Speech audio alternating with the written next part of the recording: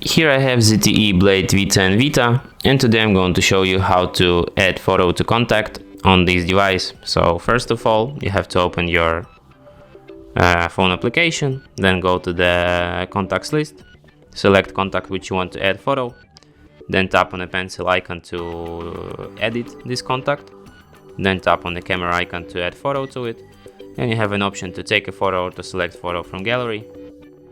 Let's select our photo. Then you have to adjust it here and then tap done and save. And as you can see, image to contact added. And that's it. Thanks for watching. If you find this tutorial useful, don't forget to hit that like button and subscribe to our channel.